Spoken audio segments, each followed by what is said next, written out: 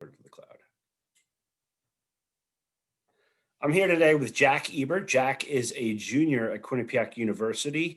He's got an interesting story to tell us around having an internship, studying abroad, and in the midst of a pandemic, converting a lost opportunity into a new business. Hey, Jack, how you doing? I'm doing good. How are you? I'm doing very well. Happy early Christmas to you. Thank you. Happy early Christmas to yourself. So tell me, I mean, we talked the other day, and it was really interesting your backstory about being in the UK, studying, and finding out that, in effect, the world was coming to a close. Talk to me about what that was like and how you actually got the idea to come up with your own business that you launched here. What I guess 4 or 5 months ago. Yeah. Well, it all started with me going to London, and I was the kind of person who had their 2020 all planned out. I had a great internship in the fall, and I loved it. And we were talking over winter break, and they knew I was going to London. And what we talked about was, as soon as you get back from London, reach out to us, and we'll get things going for the summer. So it was great. I had study abroad all lined up. I saved all my money from that internship. Things were looking really good, and then things just fell apart really quickly, and it became me like riding around in a tube in London, just living my life, to being stuck in my basement in Oh, March, wow. not being able to go get food, not being able to do anything that I wanted to do. And it became, okay, I spent all my money in London, so I have no money and I have no prospects. My internship, the people I worked for went bankrupt because their clients went bankrupt. So it just became like my entire plan is completely trashed. And I began to think of what I could do differently. And thank God for my neighbor who across the street is also in advertising. And one of her clients happened to be looking for someone who could manage their social medias. And she mentioned my name because she knew I was a marketing major and she felt that I could give some insight. And so that was my first experience really managing a social media account. And they were a very good medical practice in Manhattan. They were amazing. They were so sweet, so kind. And everything we were doing gave me great insight on what pivoting really is. Because once I started working for them in March, it really became about, okay, how do we get business, but no one can go into the medical practice? Right. We worked to develop a virtual house call system where they could call through telemedicine and get diagnoses that way and work out different ways to solve basic patient problems like colds or writing prescriptions. That way, at least people who may not have the most serious conditions can still get some treatment. And it was all about using social media to make sure that parents and families know that we are pivoting and that there's still a way that they can get help.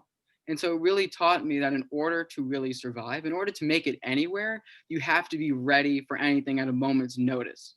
You can't let things hit you and sit down and not be able to respond. You have to have a response ready and know what you're doing. And so after Yeah. that, I was going to say, it also seems like having a good relationship with your neighbor who knows what you're interested in is. I've got another story. One of my friends who is now working at Deloitte, he was able to get a look at Deloitte despite the fact that his school wasn't a target school for Deloitte, purely because his aunt lived next to a partner at Deloitte, and she was able to connect the dots to say, "Hey, yeah. you should interview my nephew Greg," and that's how he got in.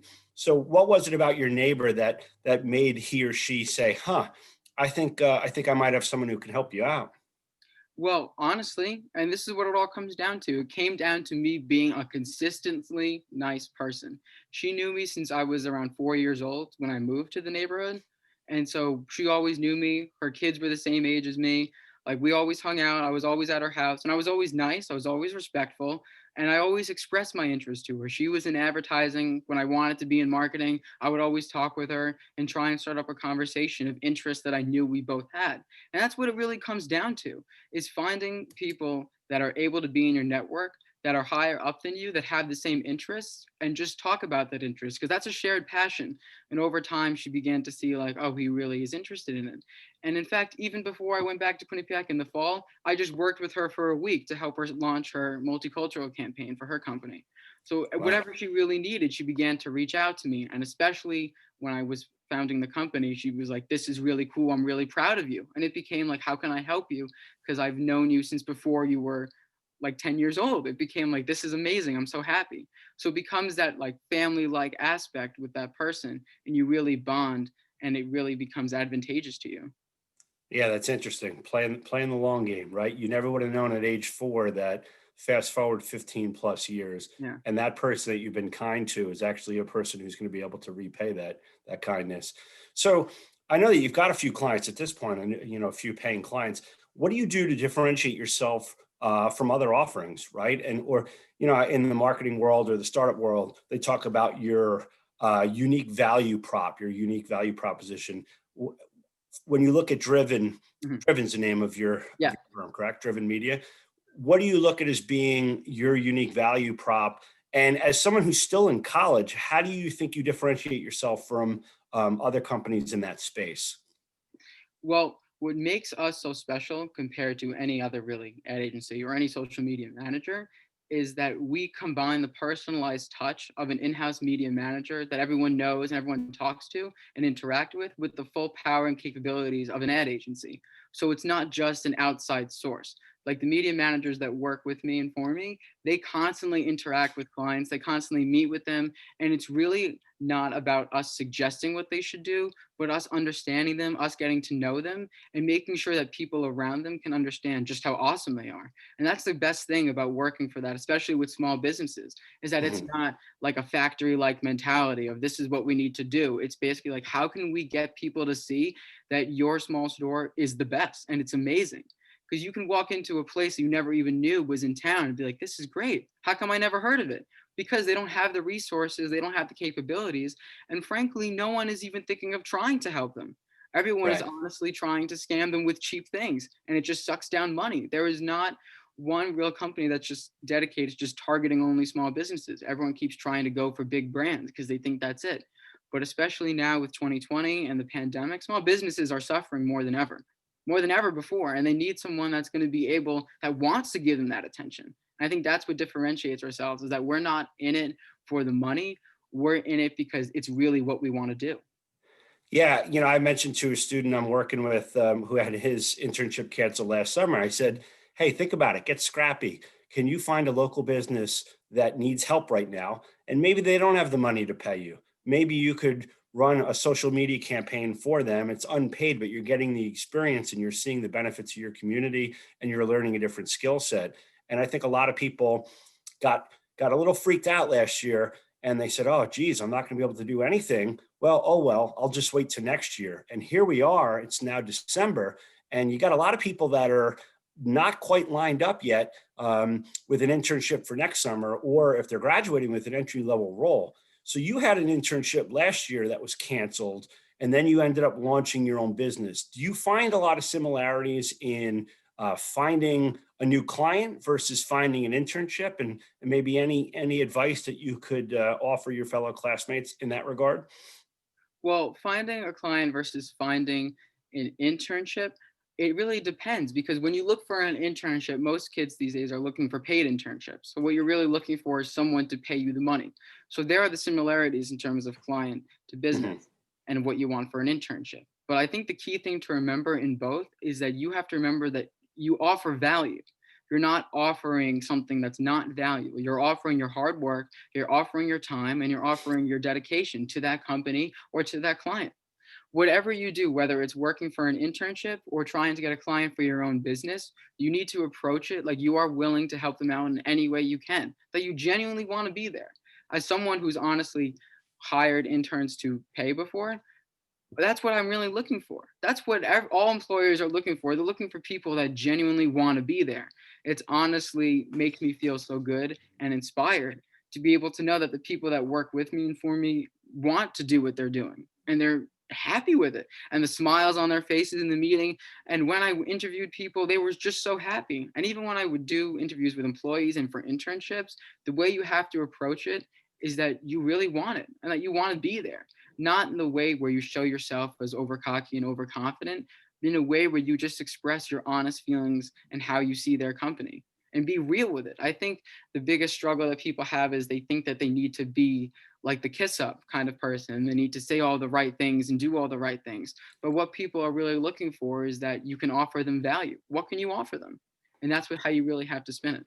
Yeah, it's so true. You can't put on an act because if you put on an act, that means if you end up getting the job or the internship, you're gonna have to put that act on every day, and Exactly. that can get really, really tiresome. The other thing, in terms of think like an owner, you want to get an internship, you got to figure out what is the pain point my potential employer or internship partner for the summer, what are they trying to solve right now, and Mhm. what unique skill set do I have that I can help them solve that problem. I think for a lot of small businesses last year, there were a whole heck of a lot of problems. They were losing staffing. They were losing the ability to actually seat people in a restaurant or in a store. And there were a lot of ways that young people could have helped if they took the initiative to do so. I'm glad you took the initiative to launch your business. I guess just in parting, any other advice you have for a fellow classmate that is sitting at home, they're getting ready to enjoy the holidays and then get back, probably not in person in January, and they're a little concerned, or maybe mom and dad are asking, "Hey, what's going on with this summer? Are you going to get an internship?" Or, "Oh my God, you're graduating, you don't have a job lined up. We're really nervous." Any bits of wisdom that you could convey to them to give them a little bit of a roadmap or a process to solve that very real and pressing problem they're about to face? Yeah, well, I think definitely for me, a problem that I ran into and a problem that a lot of college students are running into is just the internship process itself. It's not easy, it's not fun, and it's very draining. You go through rounds and rounds and rounds. And I think what people end up doing is they keep applying and applying and applying for jobs that they may not necessarily be the most apt for and the most qualified for because they just really really want something. And I think that's where the problem lies, because you're not going to be suited for every single job opportunity. And that's okay, because you don't want to be. You want to make sure that whatever job that you do, you love and it fits with you like a puzzle, internship or not, whether it's paid or not. And people often think, oh, if it's unpaid, I'm not doing it. I'm not doing it. What you really have to start thinking is about growth. Is you read that description. A lot of unpaid internships mention that it's unpaid for now, but if you prove yourself, then like these are the opportunities in the future. And everyone is just in the process of thinking about the now. And I understand that. We've had a very rough year and things are changing and people want that change now. But the key is you have to look for the long hold. And if you are not going to be happy in an internship, that's okay. I think there's just a fear that if you don't do an internship or if you don't try and get an entry level job, you're not doing the right thing for your age group. And it's fine. It's okay to explore yourself. Things happen for a reason. If you have a passion and a value that you can offer the world, it is now more than ever so easy to start your own business, to start your own company, just create your own thing. And if anyone ever needs any advice or something, there are mentors out there. I'm out there. I'm willing to give advice to anyone who needs it. The point is that you have to reach out. You have to put in that effort. And if one thing's not working, you always have to remember that it's okay. That things take time. You may not get a response right away, and it is scary and it is nauseating. And what you have to do is look at, okay, where do I really belong? Like your resume, where does that really fit? If it really doesn't fit with that company, is it really worth putting all that effort in going through rounds and rounds of interviews and application overviews? Is that worth it? Maybe not, because you may end up hating it, or you may not even be the best fit. And if they're just going to tell you no, the worst thing you could do is just spend all that energy. It's emotionally draining too to get your hopes up for something only to have it slashed.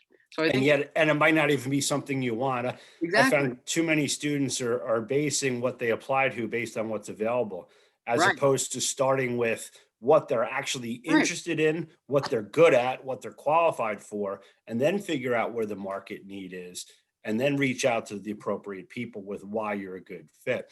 A lot of times people will just resort to all right, career services pushed out these five companies. Yeah. But what if you don't want to work at those five Exactly. companies? There's thousands of companies. So figure out where you do want to work and what specifically you want to do at that organization.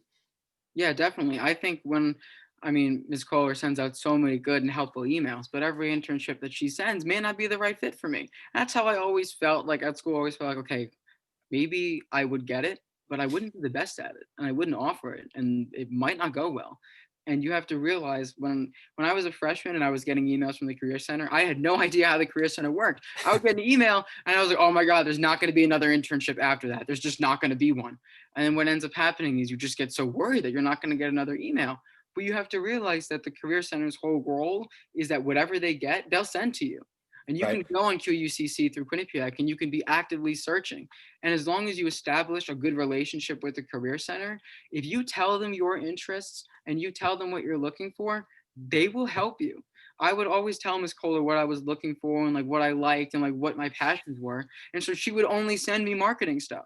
And I would Yeah, reach that's out right. to her and be like, Yeah. what can I The, have? they're there to assist you, but at the end of the day, the student must help Yeah, him or herself first. Yeah, exactly. it's kind of like when you ask someone for help. The more specificity in the ask, the easier it is for the person to help you. Yeah, So you letting her know exactly what you're looking for makes it markedly easier for her to say, okay, I think these could be opportunities for you. And then it's ultimately up to you to figure out if it's a fit. So exactly. absolutely. Well, That's exactly Jack, what. go ahead. That's exactly how I got my fall internship for sophomore year is because she sent it to me because it was a marketing one, and it's just helpful. And it turned out that I was the first and only applicant because it was so specific to And what you I took the wanted. time to foster a good relationship with her, and you became top of mind to her, just like with your neighbor. And so Yeah, I think there's something to be said for developing long-term relationships, that definitely. it is about the long game. It's not about the transaction of just you show up one day in April and you start your internship in May. It's something that happens over a long period of time, and lots of engagement with someone for them to trust that you would in fact be a fit for a role. Exactly. Well, Jack, I really appreciate this discussion. I think it's going to be very useful for your fellow QU students. Look forward to talking to you in the new year. Yes, me too. Me too. Absolutely. Take care, my friend. You too.